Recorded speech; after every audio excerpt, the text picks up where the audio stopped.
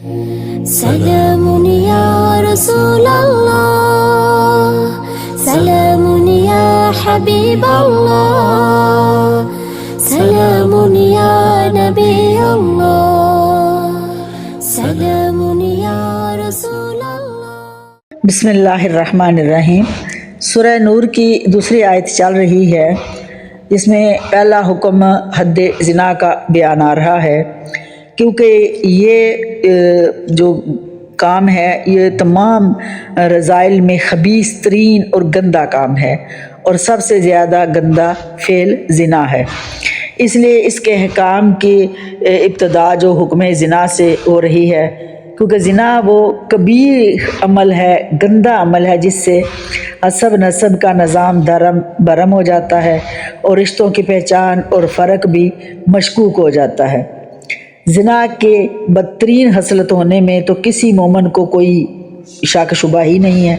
شریعت نے اسے بے حیائی کے روکنے کے لیے یہ حکم دیا کہ اگر بدکاری کا کوئی مرتکب غیر شادی شدہ ہے تو اس کو بطور سزا 100 کوڑے لگائے جائیں گے، مگر اس کو جان سے نہیں مارا جائے گا، بلکہ سزا دے کر اسے زندہ رہنے دیا جائے گا۔ اور اگر شادی شدہ ہے تو اب اس کے لیے کوئی وجہ نہیں کہ وہ بدکاری کرے، اس لیے شریعت نے ایسے شخص کی رجم کا حکم دیا تاکہ اسے خبیث اس کے وجود سے اللہ تعالیٰ کی زمین کو ہی پاک کر دیا جائے۔ تو معلوم ہوا کہ جملہ دینی اور دنیاوی فلاح و کامیابی بغیر عفت اور پاک دامنی سے حاصل نہیں ہوتی ہے۔ تو اس طرح سے اللہ تعالیٰ نے ارشاد فرمایا ہے کہ تم زنا سے باز رکھو، گندا فعل ہے۔ اور یہ ہے کیا چیز؟ اس طرح سے کہ اللہ تعالیٰ نے فرمایا کہ شریعت اسلامیہ کے تعزیری قوانین میں سے ایک اہم قانون کا جو ہے ذکر ہو رہا ہے کہ انسان کی جان، مال، ناموس کی حفاظت اسلامی قوانین کا مقصد اولین ہے۔ اگر کوئی شخص کسی کی جان کو تلف کرتا ہے تو قاتل سے قصاص لیا جائے گا، اگر کسی کے مال پر دستدرازی کرتا ہے تو اس کا ہاتھ کاٹ دیا جائے گا، اگر کوئی شخص کسی کی عزت و ناموس کو داغدار کرتا ہے تو اس کو دروں اور رجم کی سزا دی جائے گی۔ اسلام نے جو سزائیں مقرر کی ہیں ان میں 2 باتوں کا لحاظ رکھا گیا ہے۔ ایک تو یہ ہے کہ مجرم کو اس کے کیے کی سزا دی جائے، دوسری یہ کہ وہ لوگ جن میں جرائم کے ارتکاب کا میلان پایا جاتا ہے وہ اس خوفناک سزا سے ڈر کر جو ہے وہ ایسا کام نہ کرے، نہ کرنے کا جو نہیں سوچ رہے تھے تو اب وہ باز آ جائیں، رک جائیں، اس گناہ سے تائب ہو جائیں اور ایسا وہ کبھی نہ کرے۔ اگر کسی سزا میں کسی کو یہ سزا صحیح طور پر دی نہ جائے، اس سے بس برائے نام دی جائے تو یہ پھر سزا یعنی گناہ نہیں رکے گا۔ اس گناہ کو روکنے کے لیے اسی لیے فرمایا کہ کوئی مہربانی نہ پکڑنا، کوئی ترس نہ کھانا کہ اس کو سزا جو ہے پورے طور پر دی جائے، تاکہ ارتکاب سے جو بندے کو اس گناہ کے ارتکاب سے جو بندے کو لذت اور فائدہ حاصل ہوتا ہے، تو اس کے مقابلے میں اگر سزا ہلکی ہوگی تو لوگ اس سزا کو خاطر میں نہیں لائیں گے اور لذت کے لیے جو ہے وہ جرم کرتے رہیں گے۔ اگر سزا میں دوسروں کے لیے عبرت کا پہلو نہیں تو اس کا یہ مطلب ہوگا کہ آپ چاہتے ہی نہیں کہ اس جرم کو روکا جائے۔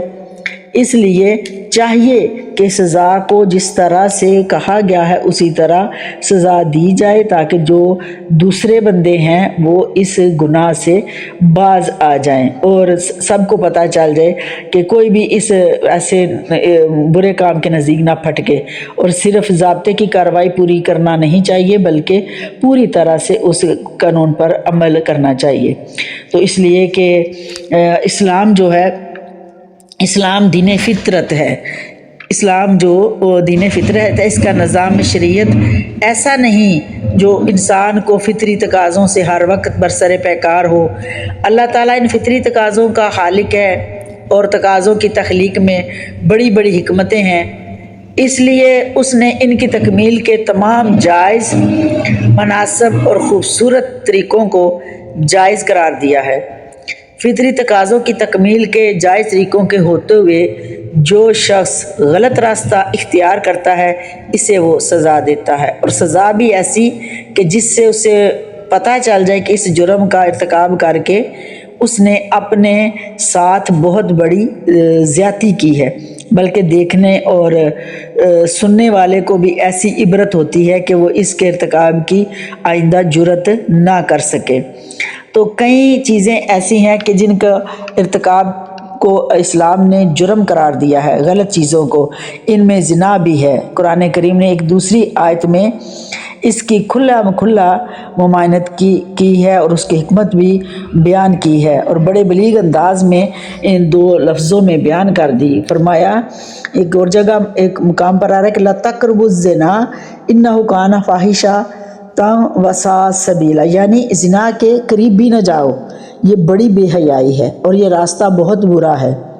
یعنی تمہیں اس فعل بد سے ہم اس لیے نہیں روک رہے کہ تم لطف نہ اٹھاؤ تو تمہاری زندگی کا دامن مسرتوں سے خالی رکھے، بلکہ اس میں سراسر تمہارا ہی فائدہ ہے کہ یہ فعل مجسم بے حیائی ہے۔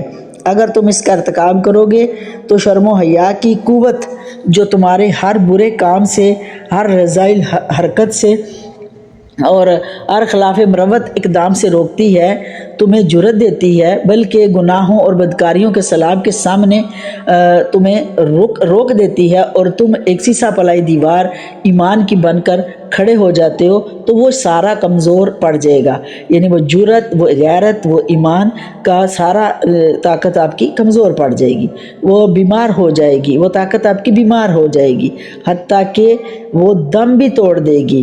یعنی آہستہ آہستہ ایک گناہ کیا پھر دوسرا، پھر عادت بن جائے گی تو وہ ساری جرت ختم ہو جائے گی، اور جب یہ قوت فنا ہو جائے گی تو غیرت و حمیت کا جنازہ نکل جائے گا۔ پھر اگر کوئی یہ گندا فعل جس کے تصور سے ہی کانپ اٹھتے ہو تمہاری بیوی، بہن، بیٹی کے ساتھ بھی کوئی کرے گا تو تم اسے کوئی اہمیت نہ دو گے، کیونکہ تمہاری وہ ہوا ایمان کی، جرت کی نکل چکی ہوگی۔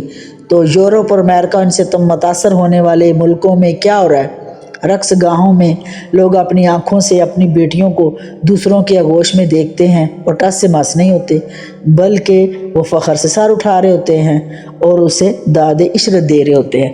تو اس لیے کیونکہ ایمان کا جنازہ جو ہے وہ نکل جاتا ہے، تو اس برے فعل سے کہ اللہ تعالیٰ نے جائز طریقے سے جو کام رکھا ہے اس کو تم استعمال کرو۔ وہ طریقہ شادی کا اس لیے کہا کہ شادی ہزار برائیوں سے بچاتی ہے۔ یہ بات ابھی چل رہی ہے، انشاءاللہ تعالیٰ آگے مزید چلے گی۔ اللہ تعالیٰ اپنے حفظ و امان میں رکھے۔